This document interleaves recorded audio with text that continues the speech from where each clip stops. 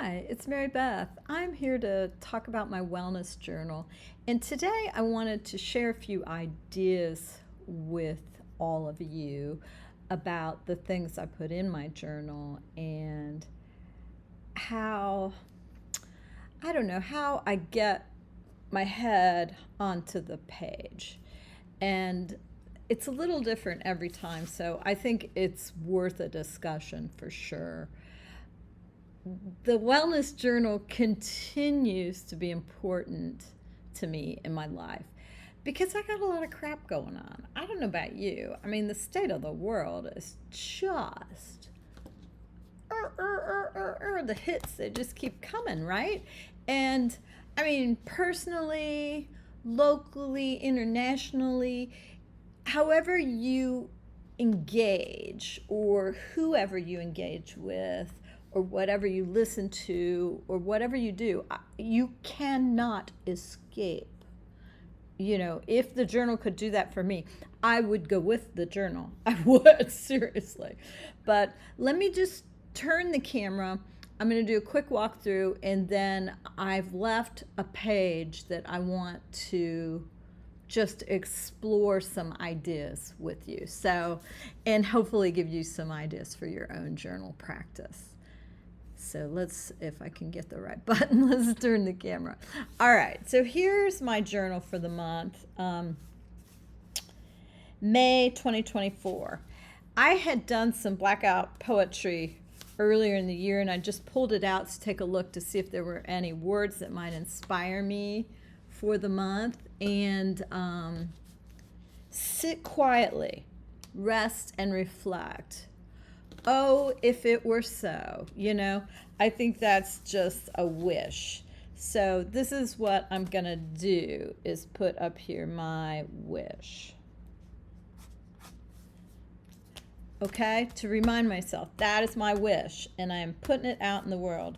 And then I don't know about these chickens, but they were just cute, right? So I'm gonna set the insides out over here. So the front and the back, this is an airline tag. I taught out in Phoenix. Okay, so this spread, these are the animals, and that's the top of a head with glasses, and I said not my head because it was out of a magazine. And that's a butterfly, and I said not a cicada because we have cicadas everywhere here in St. Louis right now. Our neighborhood, I don't know, it varies what street you're on, but it's pretty crazy. The octopus is maybe my soul animal. I don't know. I feel like that, like the juggling and all the things happening at the same time. I would like to be as creative as an octopus. They're wildly creative and clever, and they do so many interesting things. They like to play games. I just love them. So I'm thinking about the octopus. And then the deer, well, I'm always thinking about the deer, and I had some other collage bits that I added to this page, and I grunged this one up a little bit, which I typically don't do, but I don't know, I just got into the grunge mode. So that's the front and back of that one. Now these two spreads right here, these two spreads, let's look at this one. Let's look at this one first, because I made this one first. I made this after my class in Prescott, Arizona. I was just fiddling around. We had used some of this gold stuff, and I just thought, oh, I think I'll put some in my journal. It's really pretty. And I just started doing this little patchwork thing. And some of these drawings I had made earlier in the morning. I tried to wake up and journal every day when I was out there, and oh, it got away from me, as it does. But anyway, I had the desire. And this said, he asked curiously, so I changed it to she asked curiously. Yes, I'm going to talk to you about these doodles in a moment. So the flip side of this one, when I got home, I had a card that Carolyn Doobie had sent to me, and this was the front of the card, and I I got it off the front because it was sewn onto the card, and I thought, you know what? I think she'd be okay with me putting that in my journal. And I put sent to me by Carolyn Doobie. So I would always remember that when I flipped back to my journal. And then these marks across the top, those are from that big Posca that's got like the big round dauber tip. I was playing with it, and I thought I'd just put that down there. I, of course, spilled something here, and it's everywhere. You know, the butterflies continue. Take me away. Take me away, butterfly. The other spread that I did when I was out in Arizona was, I did a little bit on both of these, and these for me are about all of the things going on, all of the things, right?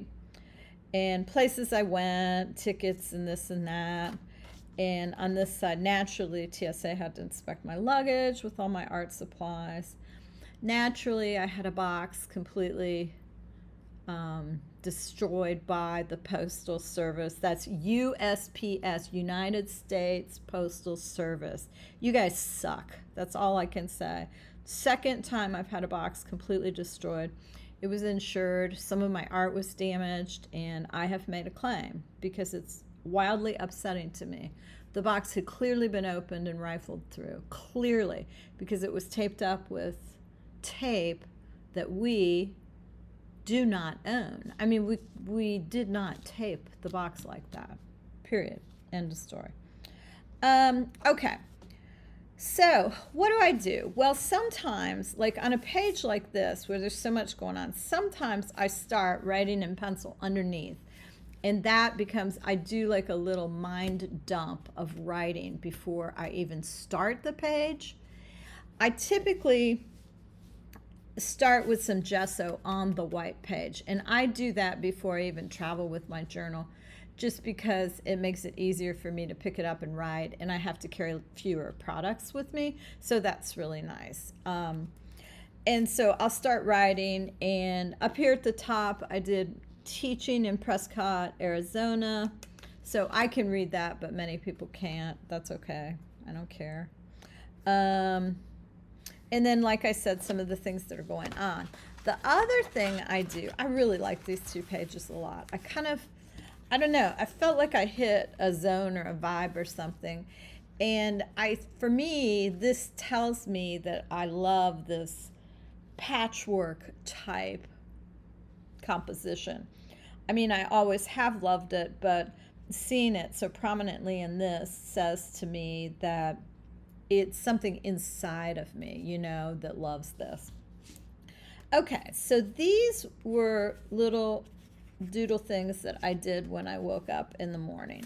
And I want to show you what I was thinking with this. This is the inside spread, that it's like kind of done. I cut out some things that I had made, and then I did a little drawing over here. This is with that Stabilo All.